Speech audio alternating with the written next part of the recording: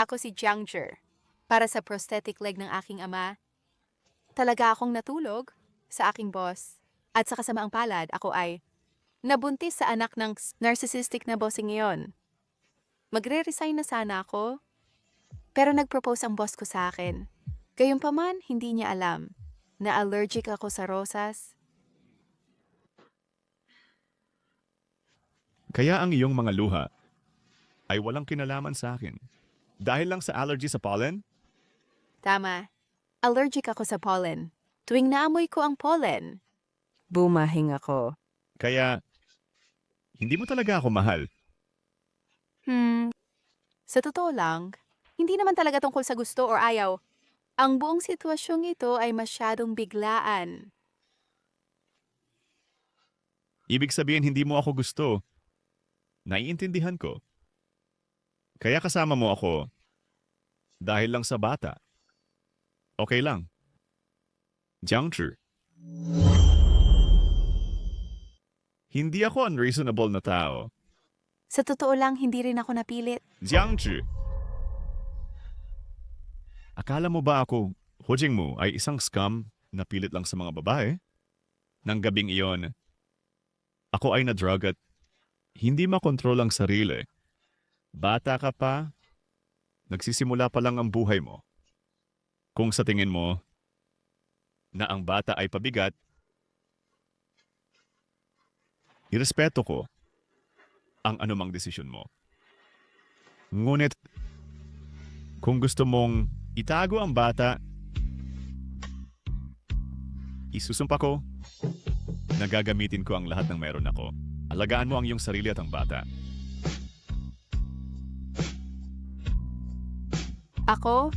Hindi mo kailangang sagutin ako agad. Maaari kang bumalik sa iyong silid. Pag-isipan mo mabuti at alamin kung ano talaga ang gusto mo.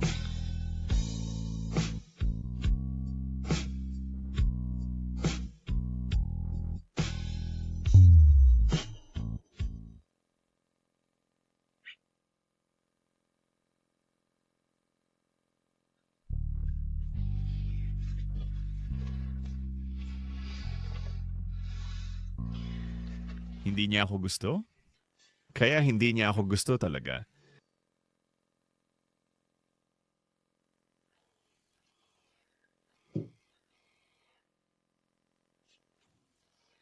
Lintik! Bakit biglang ang init?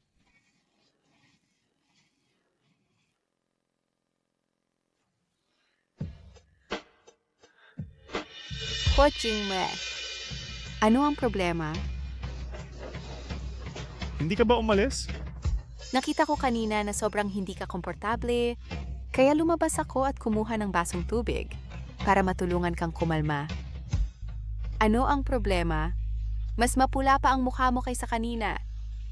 Hindi ko alam. Bigla na lang akong nainitan. Hoy! Okay ka ba? Jiangzhi, bumalik ka na. Naisip mo na ba? Kailan ko ba nasabi na magpapa-abort ako? Seryoso ka ba? Jiangzhi, niloloko mo ba ako? Bakit kita lolokohin? Coaching mo. Hindi ako pinipilit. Ako ay handa. Pakasalan ka.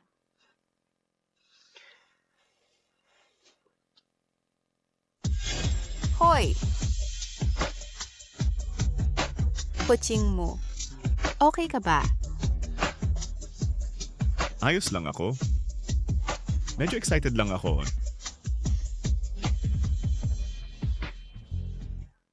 Ikaw? Sobrang excited mo? Tinatamaan mo ako? Sundot?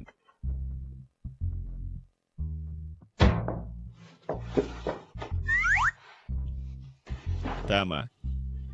Pasensya na ako. Coaching mo.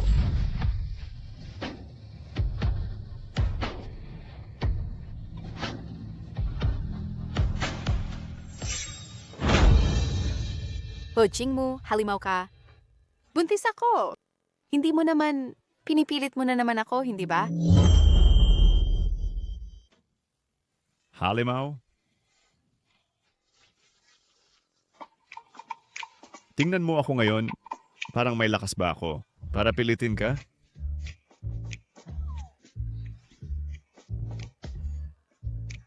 Walang lakas? Sa tingin ko puno ka ng enerhiya. Hindi ko naman kontrolado yan, alam mo.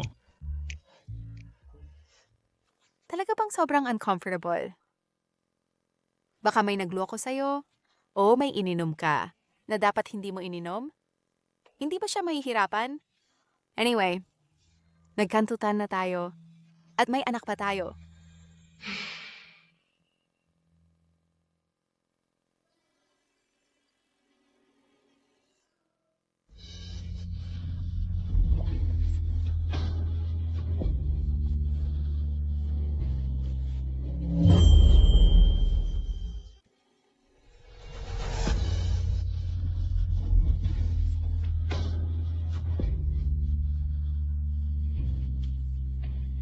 Coaching mo, nakikita kong uncomfortable ka.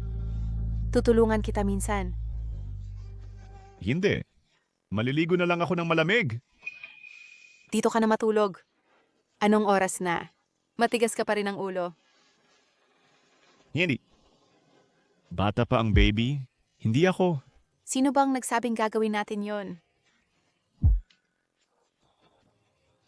Tangina mo. May iba akong paraan.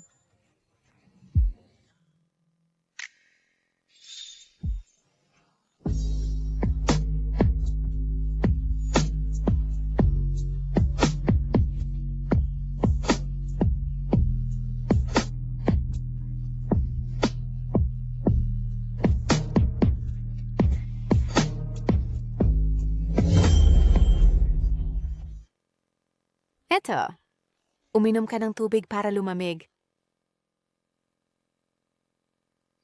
Sa ginawa mo kanina, akala ng iba, sasabog ka na sa init. Ahim.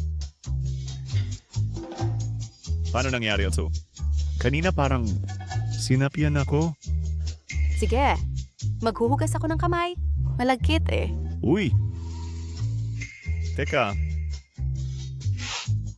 Ano? Mr. Huo, may iba pa bang side effect na kailangan mong asikasuhin?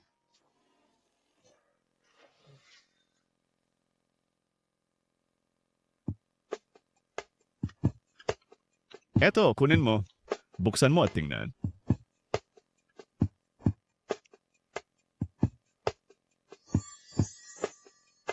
Wow, ang ganda! Gusto ko sana itong ibigay sa'yo kanina. Pero hindi ko alam kung tatanggapin mo pa ba ito. Talagang gusto ko ang kwintas na ito. Ang ganda! Gusto ko sana itong ibigay sa'yo kanina. Pero hindi ko alam kung tatanggapin mo pa ba ito. Talagang gusto ko ang kwintas na ito. Talaga? Eh, isuot ko na lang ito para sa iyo.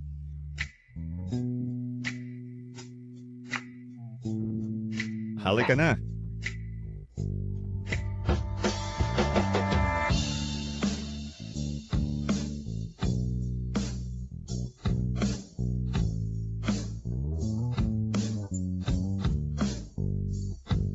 Talagang maganda. Pinupuri mo ba ako? O ipinagmamalaki mo ba? Ang iyong panlasa sa pagpili ng regalo na sa tingin mo ay walang katulad sa mundo? Ang kwintas na ito ay talagang bagay sa iyo. Ngunit, Secretary Jiang, alam mo ba? Sa totoo lang, ang aking panlasa sa pagpili ng asawa ay ang pinakamahusay. Hujing mo ang cheesy mo? Siguradong nabaliw ka na sa pagpupuyat. Matulog ka na ngayon.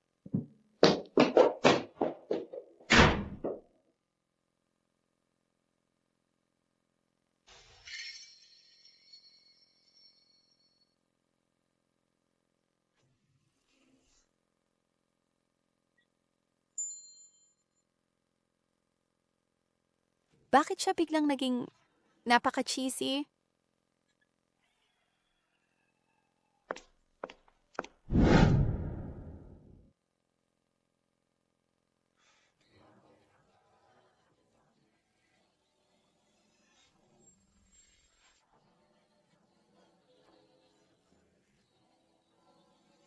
Ano ba yan?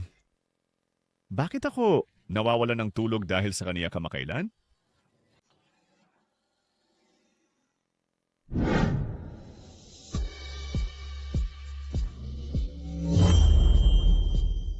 Kamakailan, bakit ako nahihirapang matulog dahil sa kanya?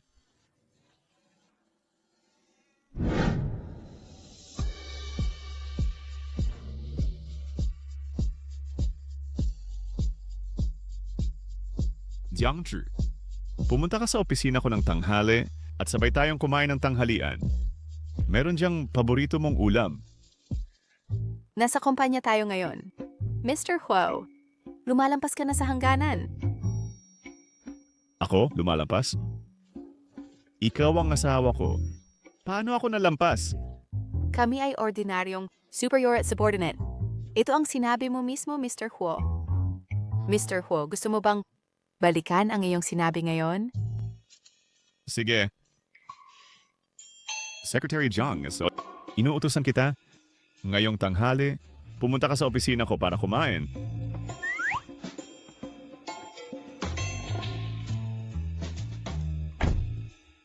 Bastos kang bata ka. Kailangan kong sabihin yan sa ganong paraan. Magmaneho tayo.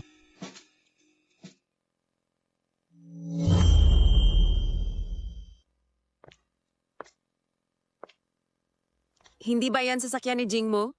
Ang kanyang sasakyan dati ay hindi naghahatid ng mga babae. Paano si Jiang Zhe? Nakasakay sa kanyang sasakyan? Oh, galing. Jiang Zhe, ikaw na babaeng walang hiya. Ang mang-akit ng sugar daddy hindi sapat? Ngayon, talagang inilagay mo ang iyong paningin kay Jing mo? Jing mo ay maarto lamang maging akin.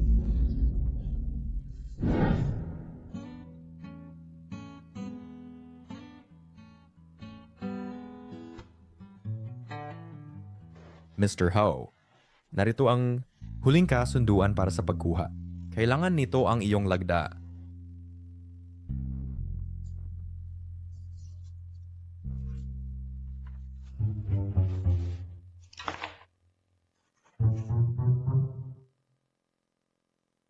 Mr. Ho, ikaw ba ay mahina ang tulog kamakailan?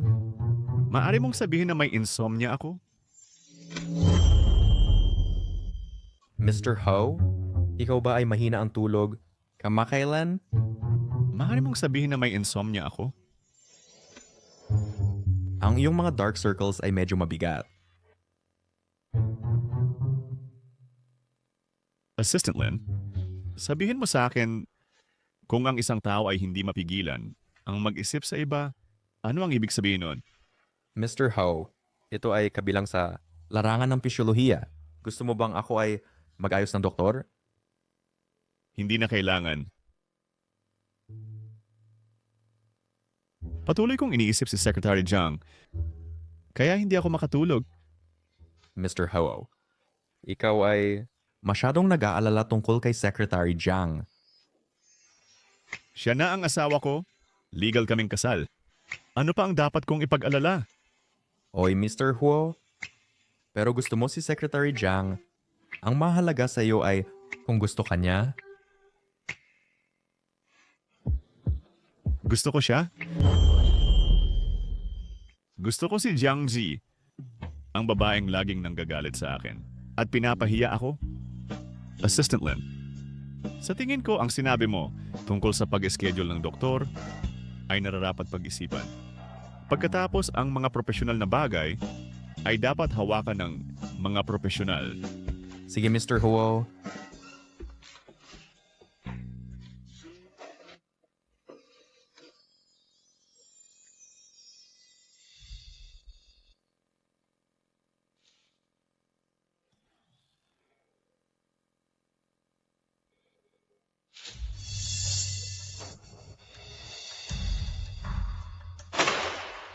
Jiang Zhe, tigilan mo na ang pagpapakitang tao dito. Lahat ng ito ay mga apurahang datos na hiniling ng opisina ng CEO na dapat i-compile ngayong araw.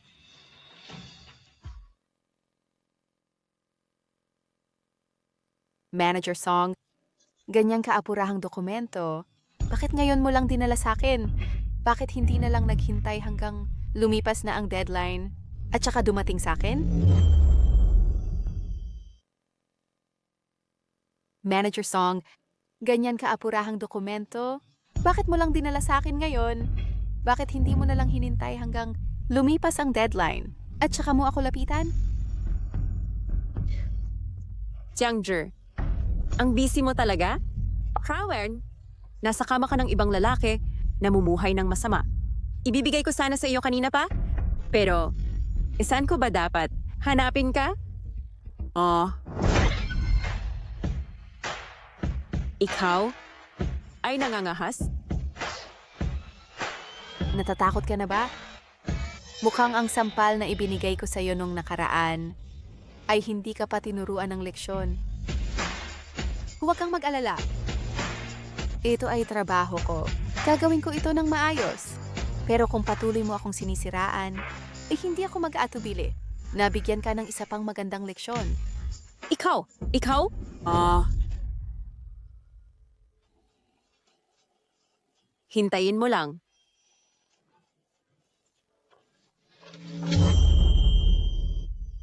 Jiho, nakita mo sinabi ko sa'yo? Ang buhol ng iyong insomnia ay wala sa iyong katawan. Sinabi ng doktor, ang lahat ng mga indicator ng iyong katawan ay perpekto. Mas malusog pa kaysa sa isang atleta. Medyo magagalitin. Tumahimik ka.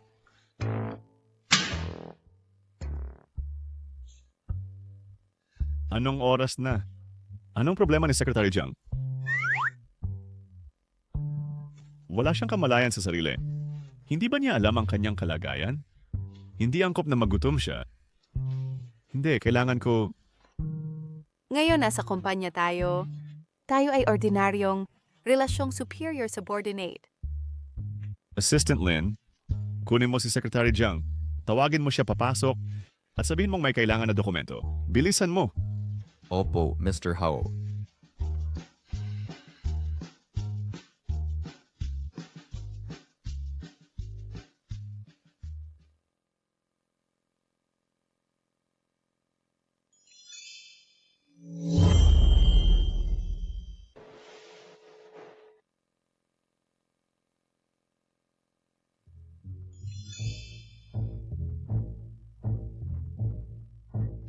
Itong Assistant Lin, parang kuhol kung kumilos. Bakit ang tagal? Paano kung magutom ang asawa ko? At ang anak ko? At itong babaeng ito, hindi niya alam kung paano alagaan ang sarili.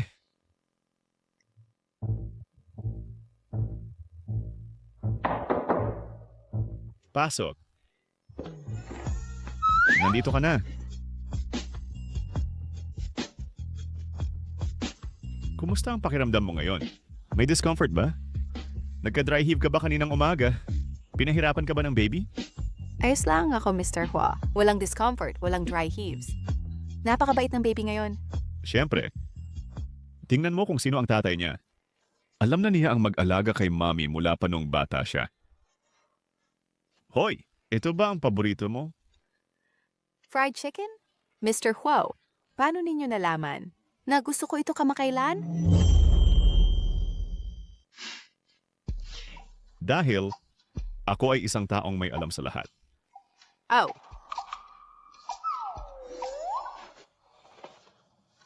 Well, actually dahil nagsasalita ka sa iyong tulog kagabi, nagbubulong ng fried chicken. Akala ko baka hindi ka na kumain nito ng matagal. Kaya nag-order ako para sa iyo. ang sinabi ko sa tulog, naalala niya lahat. Kaya pala, akala ko, hindi mo ako papayagang kumain ng mga ito. Bakit mo naman naisip yon? Paano ko ipagbabawal? Sa iyong paningin, Mr. Huo, hindi ba junk food lang ito? At, hindi ba dapat akong maging mas maingat ngayon? Hindi ba masama kumain nito? Huwag kang mag-alala. Nag-aaral ako ng pregnancy diet plan din. Ang paminsan-minsang pritong manok ay hindi makakasama. Nag-aaral ka talaga nito? Ano, Hindi ka naniniwala sa akin? Eto. Uy, ano ito? Uy, teka. Uy, ano ito? Uy, teka.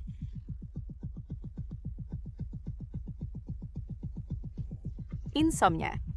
Mr. Huo, nakakaranas ka ba ng insomnia kamakailan? Kaya, nagpatingin ka na ba sa doktor? Malala ba ito? Hindi ito malaking problema. Sinabi ng doktor na medyo hindi ako mapakali. Mawawala rin ito sandali. Maliit na issue, hindi malaking bagay.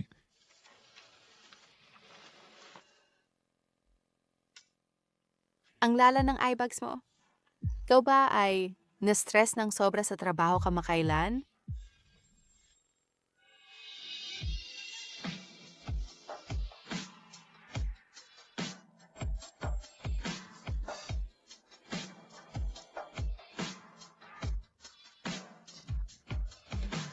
Ano ba yan?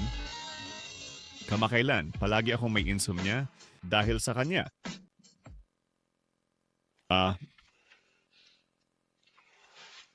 Dahil siguro sa masamang panahon kamakailan. Oh, sobrang malinsangan.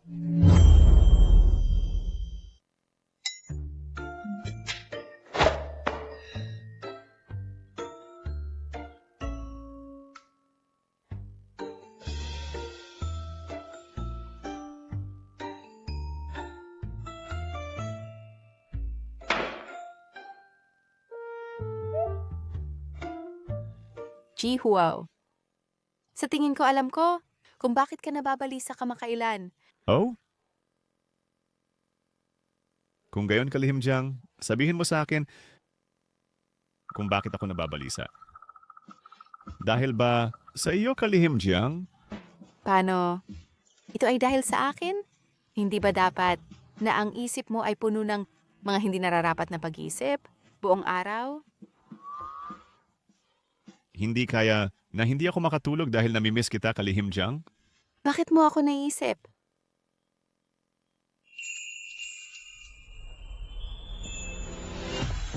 Tama. Bakit kita naiisip?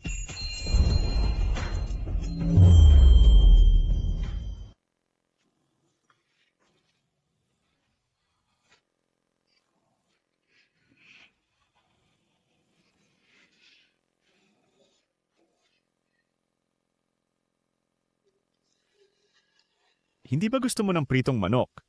Kainin mo na. Hindi na masarap kapag malamig. Hmm,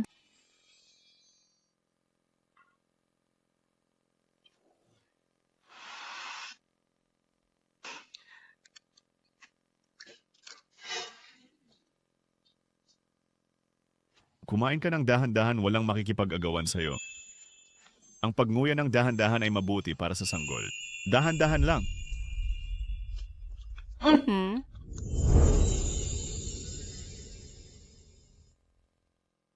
Jiangzhi?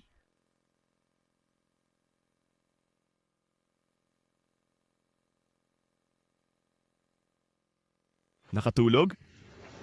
Bakit ka naging sobrang abala? Buntis ka? Paano kakayanin ng katawan mo ito?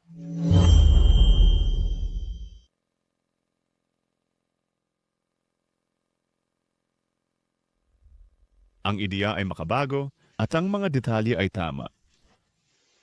Pero hindi ba ito proyekto ng marketing department? Paano napunta sa kanya?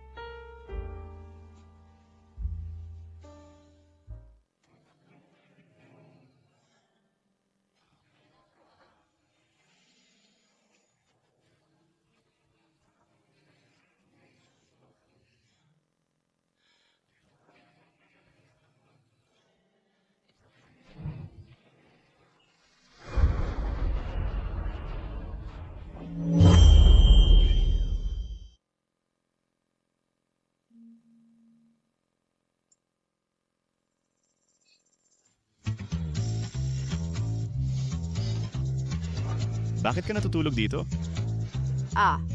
Mayroon pa akong ilang trabahong tatapusin. Coaching mo. Bakit ka nasa kwarto ko? Dumating ako para dalhan ka ng gatas. Bakit mo ako nilapitan kanina? Nakita kitang natutulog na sobrang katawa-tawa. Natakot ako na baka lawain mo ang mga dokumento. Bakit siya grabe mag-react? Pula ang buong mukha niya. Ang kakaiba. Salamat din sa kumot. Mainit ito.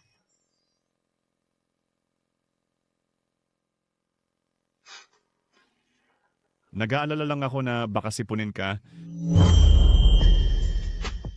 Baka maapektuhan ang trabaho mo. Oy. Pero nakita ko lang sa computer ang pagsusuri sa cross-border channel. Hindi ba yun sa marketing department na pangunahing proyekto? Mula kailan tungkulin mong suriin yon? Jiangzhi, tigilan mo na ang pag-arte dito. Ang kisitweta, lahat ng apurahang datos na hinihingi ng opisina ng CEO, dapat ay ganap ng naayos ang mga ito.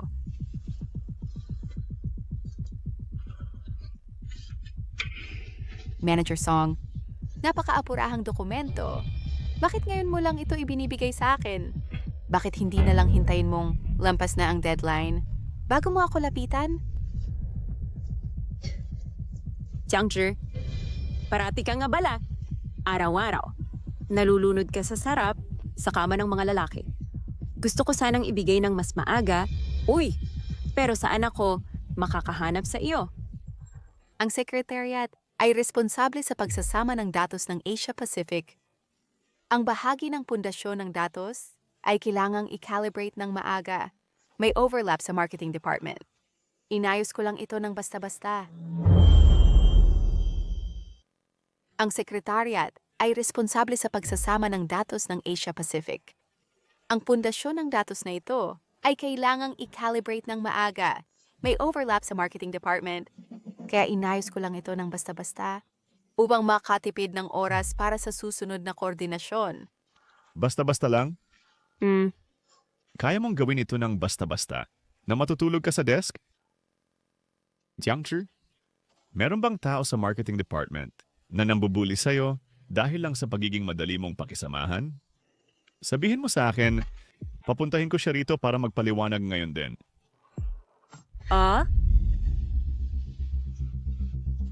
Ikaw, ang lakas ng loob mo.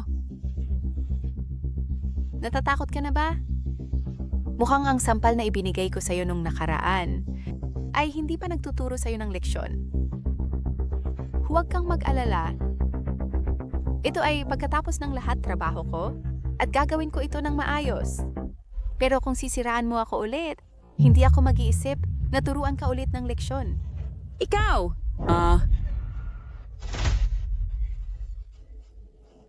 Hintayin mo? Hindi.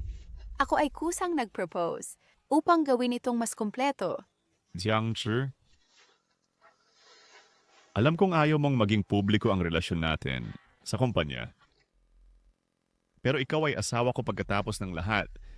Kung ikaw ay naapi, kailangan mong sabihin sa akin. Sa tingin mo ba, hindi ko kaya protektahan ang sarili kong asawa? Nagalit ba siya dahil hindi ako humingi ng proteksyon sa kanya? Hindi talaga yon. Alam kong kaya mo. Basta gusto mo. Sa isang salita mo lang, makakapagawa ka ng lahat na igalang ako.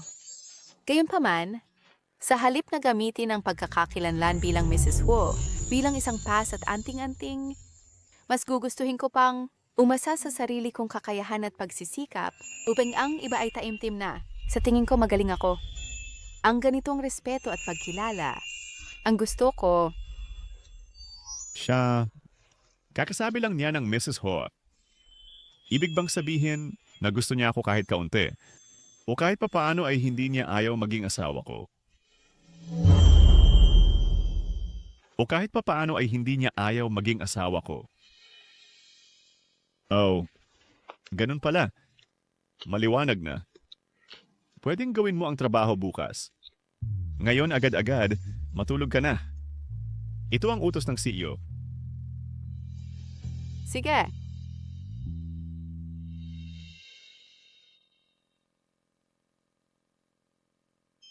Oh, sinabi ni Jiangxi na asawa ko siya.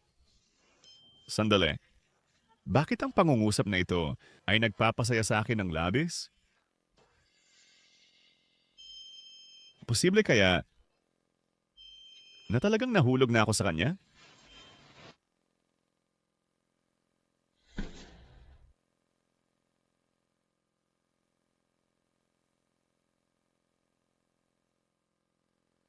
Tapos na. Ang datos para sa pulong bukas ay sa wakas kumpleto na. Tapos na ang report ko. Ang nasa itas ay ang kasalukuyang progreso ng project team. Mangyaring magbigay ng mga tagubilin, Mr. Huo. Ipagpatuloy ayon sa plano.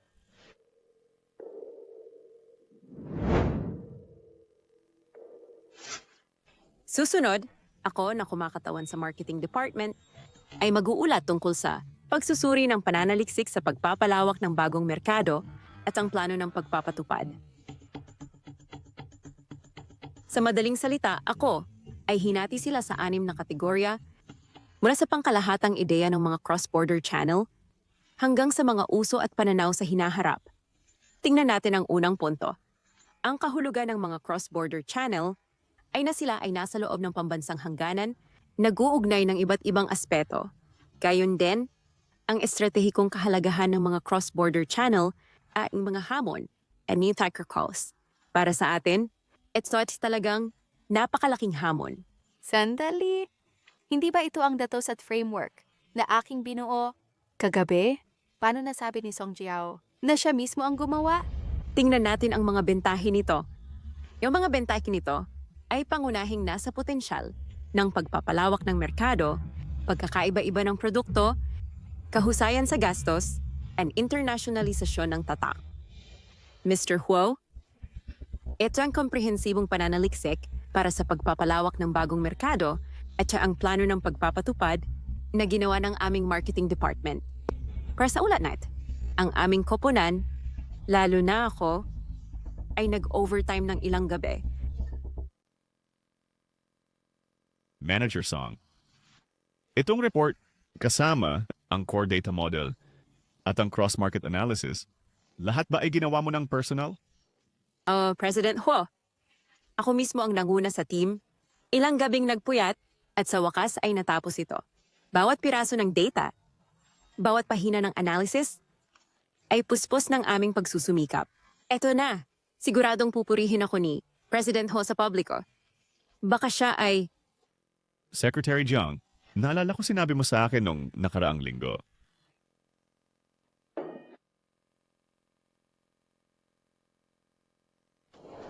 Ang ideyang ito ay napaka-innovative at ang mga detalye ay napakatumpak. Pero hindi ba ito ay isang proyekto na ginagawa ng marketing department? Paano ito naipasa sa kanya? Pero nakita ko lang sa computer, isang cross-border channel analysis. Hindi ba ito ang sa marketing department na core project? Simula kailan? Ikaw na ang mag-verify? Ang secretariat ay responsable sa pagsasama ng Asia-Pacific data. At ang data foundation na ito, kailangang i-calibrate ng maaga. Ang marketing department ay may ilang overlap. Kaya inayos ko ito upang makatipid ng oras para sa future coordination. Maginhawa? Sapat na maginhawa para makatulog sa iyong desk? Jiangchi, may tao ba sa marketing department na nagsasamantala sa iyong pagiging mabait at inaapi ka?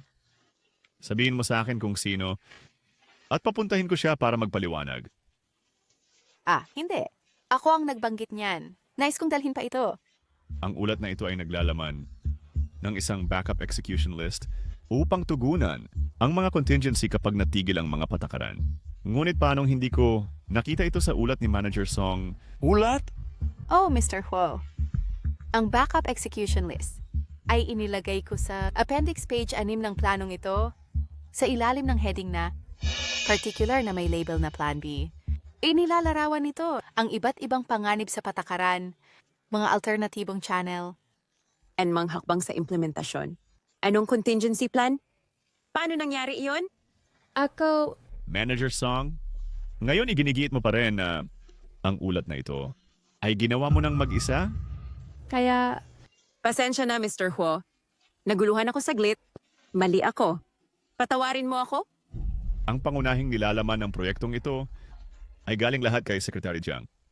Si Manager Song ay kumuha ng mga resulta ng trabaho ni Secretary Jiang nang walang pahintulot at iniharap ang mga ito bilang kanya. Ito ay isang seryosong gawa ng profesional na kawalan ng katapatan. Mula ngayon, ang pangunahing karapatan sa pag-uulat para sa proyektong ito ay ganap na binabawi at ganap na hahawakan ni Secretary Jiang. Epektibo ka agad. Mr. Huo, ito'y proyekto ng aming marketing department. Bakit ibibigay sa isang secretary? Hindi iyon makatwiran. Ang proyekto ng marketing department, nung palihim mong tinanong si Secretary Jiang upang tulungan ka sa mga dokumento, naisip mo ba na ito'y proyekto ng marketing department? Naisip mo ba kung sino ang orihinal na may-ari ng proyektong ito? ako, Manager Song, ang dapat mong humingi ng tawad ay hindi ako. Ngayon, mangyaring humingi ka agad ng tawad kay Secretary Jiang ng pampubliko. Sabihin mo na ngayon. Secretary Jiang, pasensya na. Hindi dapat ako naging napakatanga upang nakawin ang iyong gawa. Mali ako. Secretary Jiang, tinatanggap mo ba ang paghingi ng tawad ni Manager Song? Manager Song, marsi kang humingi ng tawad. Ngunit, hindi ko ito tinatanggap. Tama yan. Paano natin hahayaan ang isang taong hindi tapat na makawala ng ganon kadali? Eh di ibaba siya. Magsisimula siya bilang intern. Song Xiao, meron ka bang pagtutol sa aronggamento na ito? Wala akong pagtutol. Mabuti, walang pagtutol. Tapos na ang pulong. Secretary Jiang, manatili ka muna. Kailangan kong kumpirmahin ang mga sumunod na detalye ng proyekto sa iyo.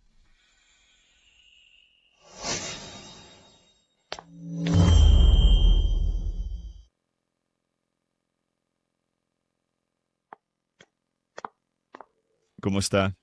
Mas maganda na ang pakiramdam mo ngayon? President Hua, hindi ba kayo tatalakay ng mga partikular na detalye ng paglipat ng proyekto? Gusto niyo bang magsimula ngayon? Jiangzhi, alam mo kung bakit kita iniwan dito? Hindi ang mga detalye ng proyekto. Oh. Sinusubukan ba ni Mr. Hu na samantalahin ang bakanting opisina para magawa ang gusto mo sa akin?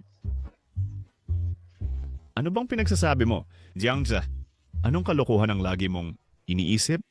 Mr. Huo, ipinagtanggol mo lang ako kung ito ay dahil sa ating personal na relasyon. Hindi na kailangan. Panatilihin na lang natin itong profesional. 江直 Hindi iyon ang dahilan. Nagkamali ka ng pagkakaintindi. Lagi kong inihihiwalay ang trabaho sa personal na bagay. Kahit na ibang tao ang pinagnakawan ng trabaho tulad nito, gagawin ko pa rin ang pareho. Ang mga aksyon ni Song Biao ay lumampas sa pulang linya ng kumpanya. Wala itong kinalaman sa ating relasyon. Nauunawaan ko. Pagkatapos, salamat Mr. Huo sa pagtataguyod ng katarungan. Kung wala nang iba, babalik na ako sa trabaho.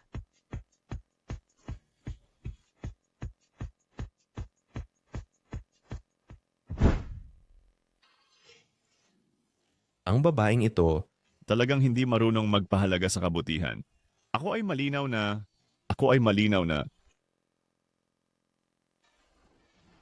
Halika rito.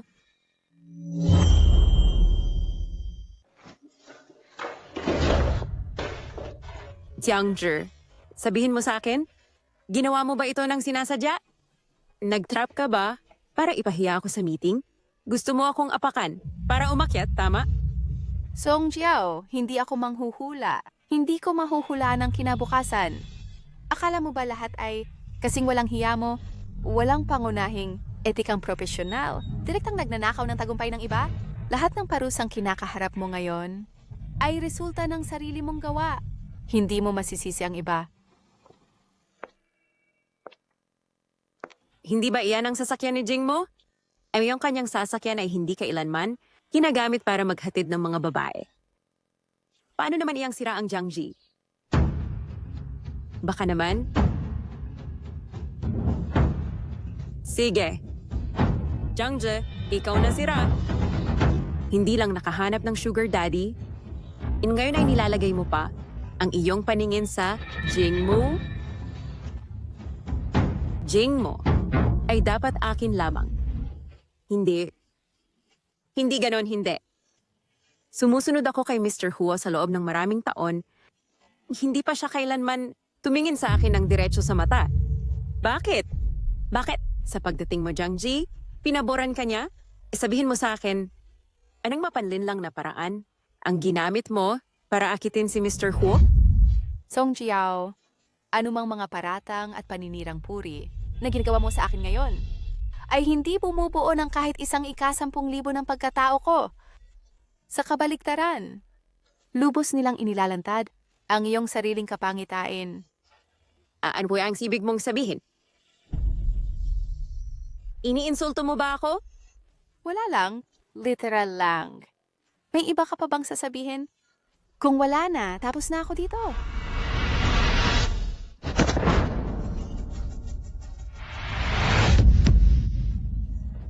Ikaw.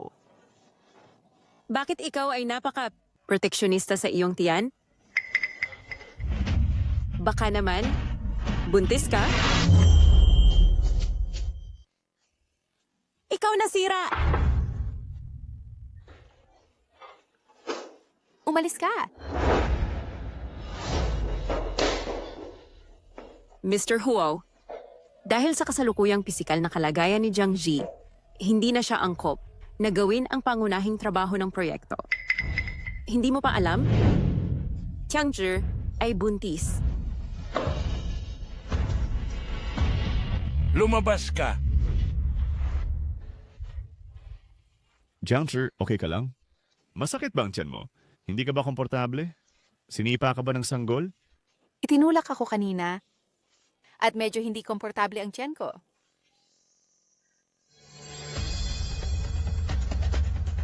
Itinulak mo siya. Mr. Huo? Bakit ka galit na galit? Si Chang Zhirong nagtago ng kanyang pagbubuntis ng pumasok. Niloko niya ang kumpanya. Ayon sa handbook ng empleyado, dapat siyang tanggalin agad. Bukod pa, ikidata ang iyong anak. Kalokohan. Siyempre ito ay... Kalokohan! Siyempre ito ay... Mr. Ho, masakit ang tiyan ko.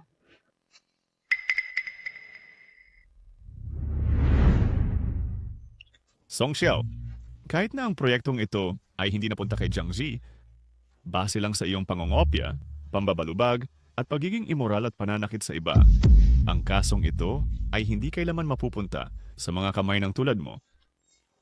Sinisiba ka sa kumpanya, ibalot mo agad ang iyong gamit at lumabas ka sa Huo Group.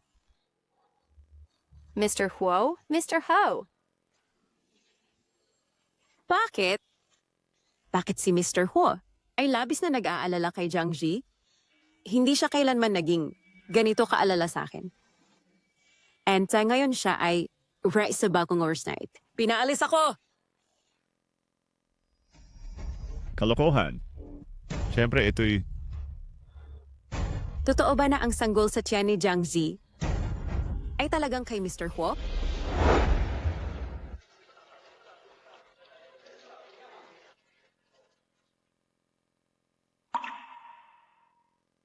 Buti na lang sinabi ng doktor na siya ay natakot lang ngayon. At ang sanggol ay maayos. Magpahinga ka ng mabuti sa bahay. Hindi ka ba sasama sa akin pa uwi? Ano? Gusto mo bang samahan ka ng asawa mo? Huaching mo. Nagiging bastos ka na naman.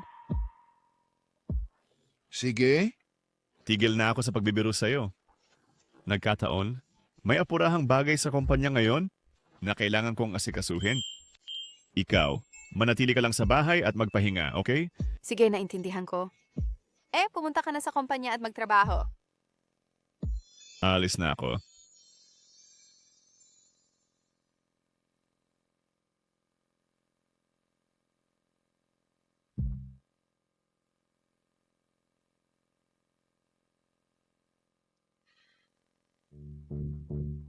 Jiangzhi, ang pagbubuntis ay nagpabawas sa iyong hugis, mataba at pangit, di ba? Yung patuloy sa visual na nilalang, ako ay bata at maganda. Habang ikaw, matanda at haggard.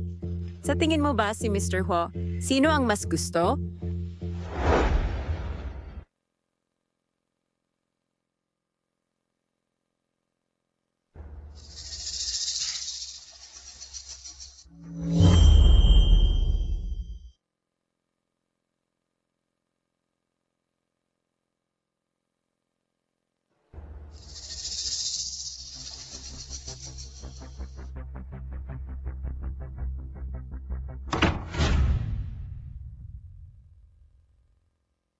Hoy, Secretary Jiang, hindi ba dapat wala ka ngayong hapon?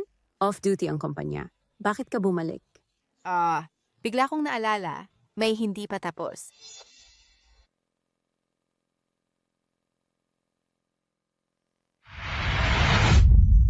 Kung hindi ka naniniwala sa akin, subukan mong pumunta at tingnan mo mismo?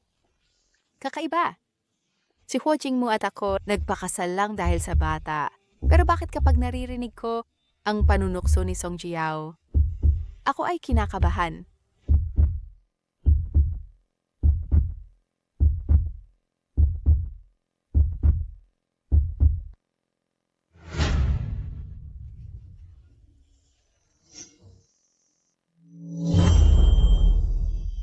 Song Xiao, ang tiyan ay binigay mo sa akin nung nakaraan. Talagang may problema. Bakit mo ako dinrogan? Sino ang nagbigay sa iyo ng lakas ng loob? Assistant Lin? Lin. Mahal ko. Secretary Jiang, bakit ka nandito?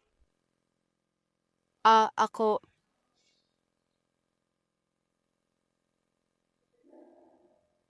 Pumasok tayo sa loob at mag-usap. bakit kapag nakikita ko si Huaching mo, tumatanggi kay Song Jiao, ako ay napakasaya.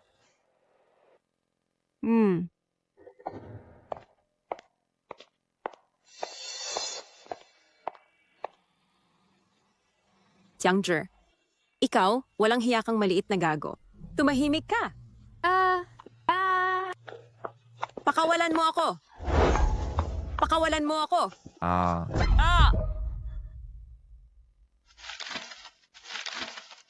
Song Xiao.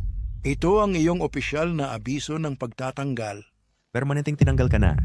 Mula sa sandaling ito, bawal kang tumapak sa Huo Group o anuang kaugnay na lugar. Lumabas ka ngayon din. Ako. Hindi ako nakontento.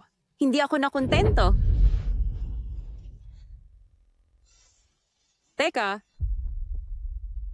Hindi ba laging kulang ng tagapagmana ang pamilya Huo? Paano naging buntis si Jiangji kay Hojing mo? Posible bang na ang bata sa tiyan ni Jiangji ay hindi kay Hojing mo, kundi sa ibang lalaki?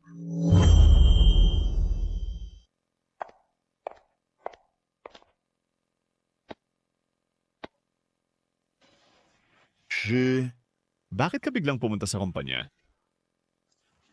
Masama ba ang pakiramdam mo? Masakit ba ang tiyan mo? O ginagambala ka ba ng baby? Hindi ako masama ang pakiramdam. Hindi ka ba masama? Kung gayon, bakit ka mukhang hindi ka masyadong masaya? Sino ang nagpagalit sa'yo? Kaya mo bang malaman kung masaya ako o hindi? Nakikita mo ba? Presidente Huo, Kailan ka nagpalit ng trabaho sa panghuhula? Siyempre, nakalimutan mo, alam ng asawa mo ang lahat.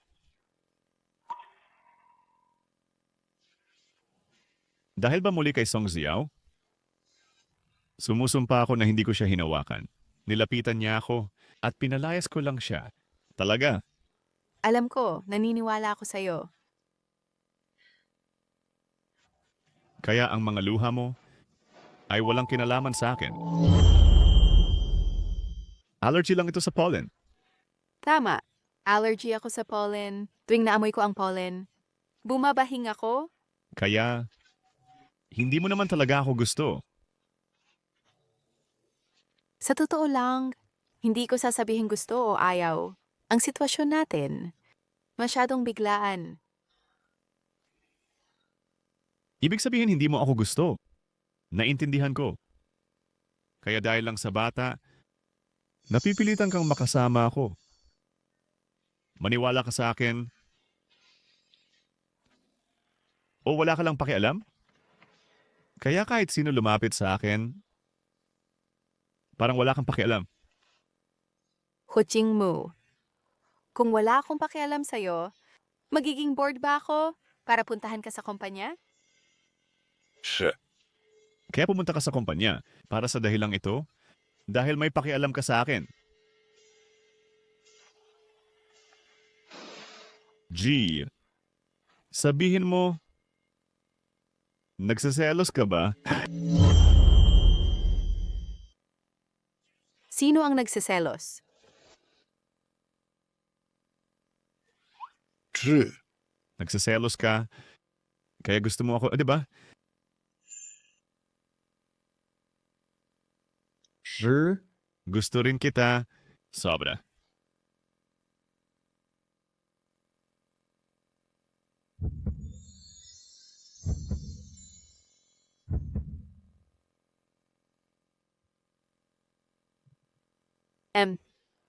Kung magka-stretch marks ako sa hinaharap? Kung tumaba ako at pumangit? Mamahalin mo pa ba ako? Bakit bigla mong naisip yan? Si Sojiao ba? Ano na namang kalokohan ang sinabi niya? Jer, ang pagiging sensitibo sa pagbubuntis ay hindi maiiwasan. Alam ko yan. Pero kailangan mong maniwala sa akin. Mahal na mahal kita. Jer, ang pagiging sensitibo sa pagbubuntis ay hindi maiiwasan. Alam ko yan. Pero kailangan mong maniwala sa akin. Mahal na mahal kita. Kahit magkaroon ka ng stretch marks o tumaba, ito ay patunay ng iyong katapangan.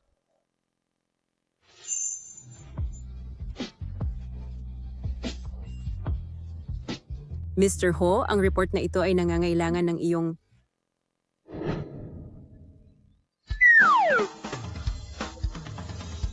Pasensya na. Mr. Ho, Secretary Zhang, magpatuloy kayo. Bumalik ka. Mr. Ho, meron akong matatandang magulang at mga bata. Wala akong nakita kanina. Bigyan niyo ako ng isa pang pagkakataon. Huwag niyo akong tanggalin. Kailan ko sinabi na tatanggalin kita? Pumunta ka? Tawagin mo ang lahat. Huching mo. Jer, magtiwala ka sa akin.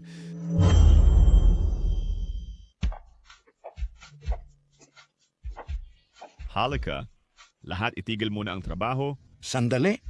Makinig kayo sa akin. May gusto akong ipahayag na mahalaga. Simula ngayon, Ang Huo Group ay magkakaroon ng bagong kasosyo na siya ring asawa ko. Secretary Zhang, oh,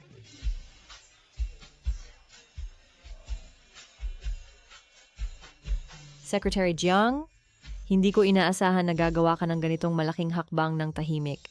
Walang sabi-sabi, nahuli mo ang ating Mr. Hu. Binabati kita? Tama yan. Pero seryoso, si Secretary Jiang lang. Na ganito, maganda, malakas sa trabaho, mabait, ang makakatugma sa ating Presidente Huo. Bagay na bagay sila.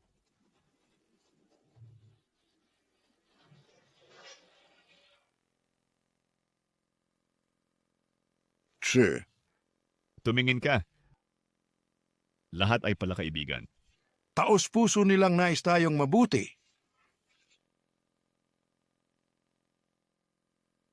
Sir, Tumingin ka. Lahat ay napaka-friendly. Taos puso silang nagnanais ng mabuti para sa atin. Naniniwala akong hinding-hindi ka nila titingnan nang may pagkiling dahil ikaw ay si Mrs. Ho.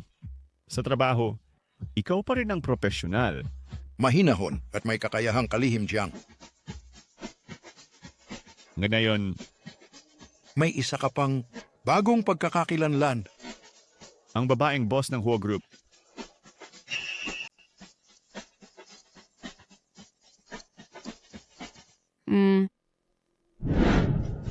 Salamat sa lahat ng inyong pagbati.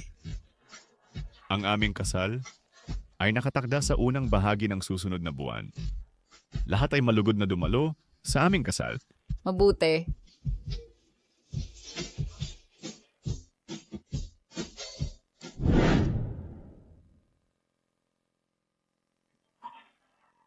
Tatay, kamusta ang pakiramdam mo? Komportable ba ang prosthesis? May problema ba sa paglalakad? Mabuti. Napakabuti. Tatay, kamusta ang pakiramdam mo? Komportable ba ang prosthesis? May problema ba sa paglalakad? Mabuti. Napakabuti. Itong bagong binti, mas flexible pa kaysa sa inaasahan ko.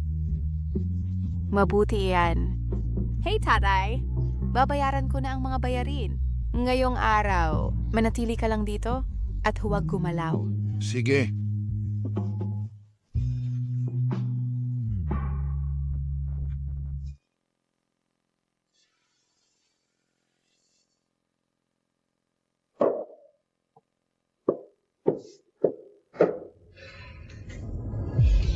Ngayon si Jingmo ay ayaw akong makita. Ang babaeng si Jiangchi ay mahigpit na binabantayan. Kung ganon, huwag mong sisihin ako sa pag-target sa kanyang pilay na ama.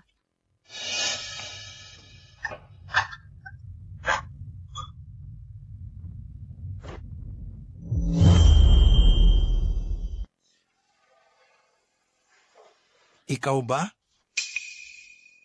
Oh? Yung prosthesis na to ay mukhang mamahalin, imported, di ba? It's to ay malamang nagkakahalaga. 100,000, di ba? Ito ang prosthesis na pinaghirapan ng aking anak na babae. Nabilhin para sa akin. Anong kinalaman mo dyan? Pinaghirapan? Matanda, ang anak mong babae, kakasimula pa lang magtrabaho. Ikaw ay isang maliit na sekretarya lang dati. Saan siya biglang nakakuha ng ganito karaming pera para sa ganito kamahal na prosthetic? Ikaw? Anong ibig mong sabihin? Saan naman nakuha ni G ang pera? Saan galing? Ibinenta niya ang kanyang katawan para dito. Siyempre, para iligtas ang matanda mong buhay. Ibinenta niya ang sarili sa isang matandang lalaki at buntis siya ng isang bata na ang ama ay kahit siya mismo, Ay hindi alam. ang perang ito ay ang madugong pera mula sa kanyang sinapupunan. Ang sinabi mo ay totoo? Paano yon? Ang prosthetic na binili gamit ang ganitong pera, komportable ka ba? Nagamitin ito?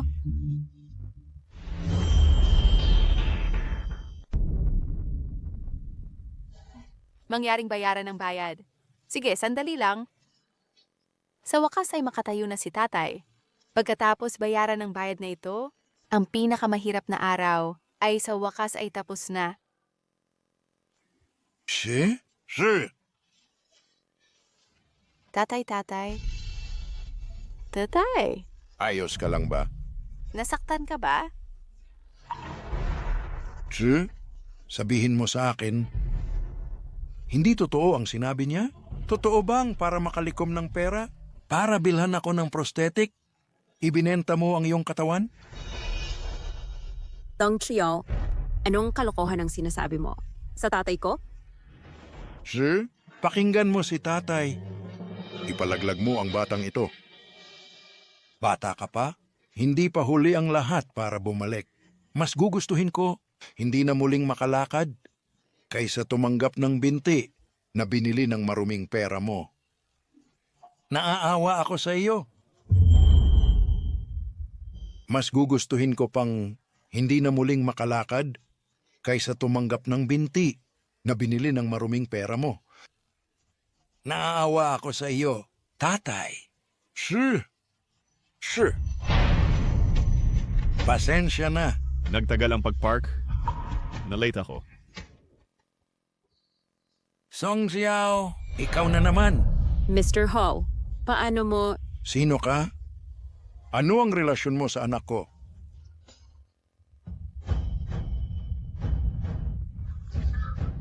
Tatay? Ako ang asawa ni Jiangji. Meron kaming sertipiko ng kasal at legal kaming kasal. Ano? Paano nangyari ito? Ngayon maniwala ka na ba sa akin? Hindi!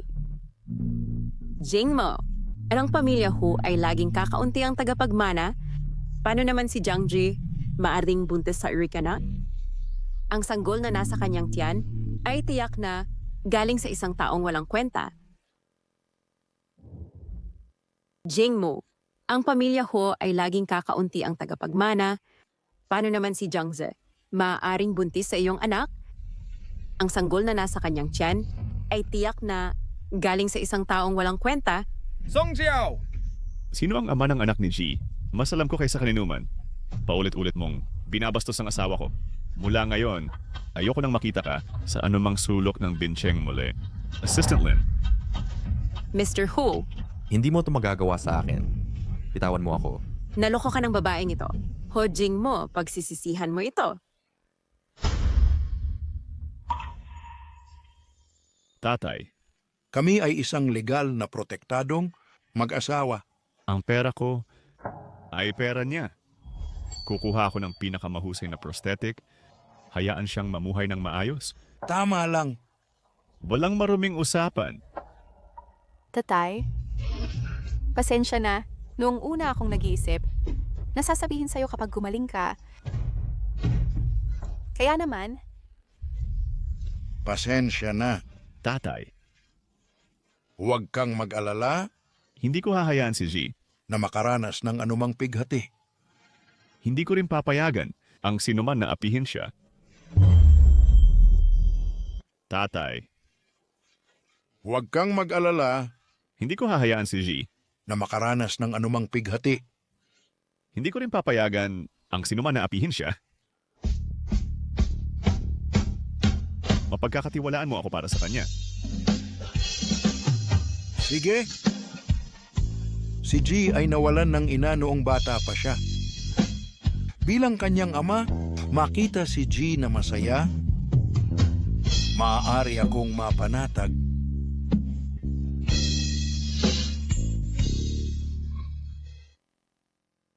Salamat sa lahat ng dumalo. Susunod bigyan natin ng pinakamainit na palakpakan. Mangyaring tanggapin ang ikakasal.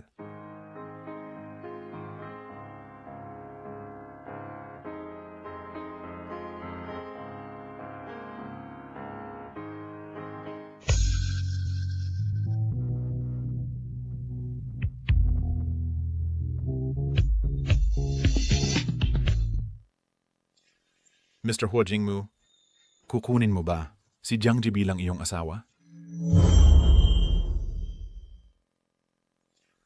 Mr. Huo Jingmu, kukunin mo ba si Jiangji bilang iyong asawa?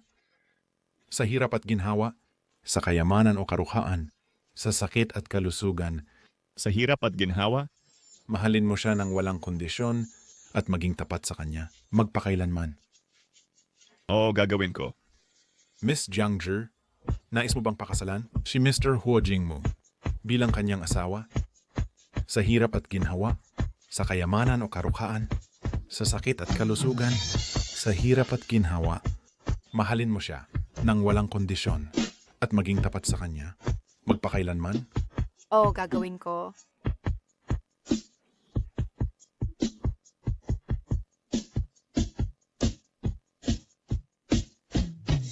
Ngayon, mangyaring magpalitan ng singsing bilang tanda ng inyong pag-ibig at walang hanggang pangako.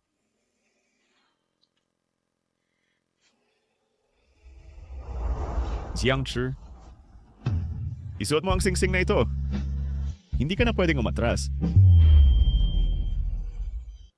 Jiangchi, isuot mo ang singsing na ito. Hindi ka na pwedeng umatras. Sa buhay na ito, akin ka, Ho Jingmu. Sige. Hindi naman ako nagbabalak umatras.